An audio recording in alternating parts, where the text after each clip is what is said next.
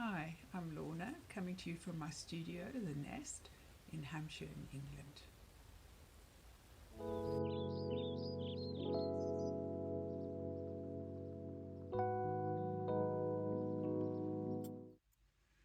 The bullion stitch, or bullion knot as it is sometimes known, is a lovely stitch which people often find challenging. But if you follow a few basic rules or guidelines, you might find it a lot easier than you think it is. I love it for its three-dimensional effect. It can be used in so many different ways. You can create lavender, as I have shown you on this sample, many different flowers, creatures, insects, and even inanimate objects like bird bars, beehives, etc. On this piece here that I'm showing you, I've done the lavender with the bullions and the bees. So there's an example of two different ways already that it can be used. Right, so here I have a practice, well, it's not really practice, I'm going to restitch the lavender using a different colour. And I've used a darker colour here just to demonstrate so that you can see it more easily. I've threaded up with a milliner's needle, which is more even. It's totally even in width, the entire length of the needle. So it doesn't get any wider as it moves towards the eye of the needle. So if you're challenged by threading it, then what I would advise is just simply take a bigger one to start with until you get used to working with the needle. I'm using a perlé thread. You can use perlé, 2 strands of stranded cotton, but make a big bullion when you start. Don't try and do a tiny little thing until you're familiar with the stitch and you've perfected the stitch. So I've come up through the fabric, gone down again back through it. So I've moved away from where I've come up there, made a bar, and I come back to right next to that fabric as close as I can without actually piercing it. Push my needle 3/4 of the way through, and I'm going to turn this around now so that you can see. And I'm going to pop my index finger behind the needle. Pick up my thread in my right hand. I'm right-handed, so I'm going to pop the thread behind the needle, and I'm going to wrap this thread on the needle. So I'm doing a clockwise rotational movement. 4, 5, 6, 7, 8, 9, 10, 11, 12, 13. Just make sure that they're right down on the lying on the fabric. I'm going to do a couple more.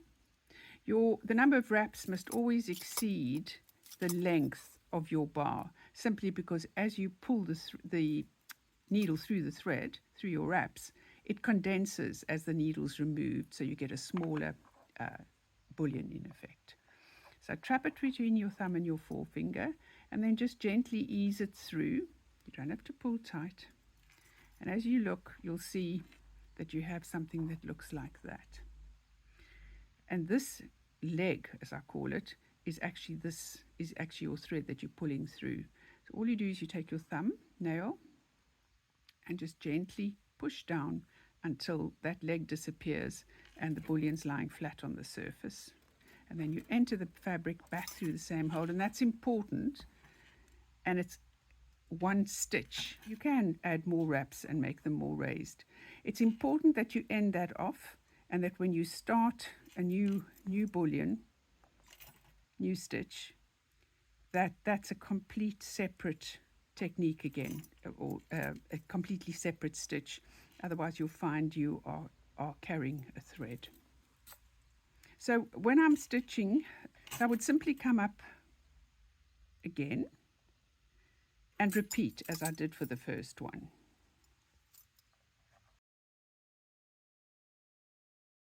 You'll get into a rhythm: 6, 7, 8, 9, 10, 11, 12. I'm going to do 13 for that one. You see they condense quite a lot.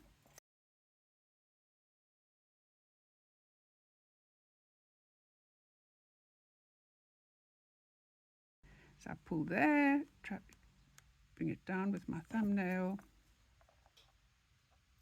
and go back into the fabric.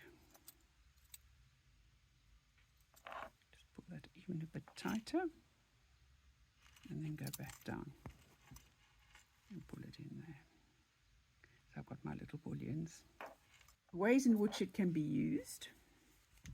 So here I've got a daisy that I've done with the bullions, and I work from the center out. So your bullions are all completed on the outside edge. It makes it much easier than trying to end off every single one into the center.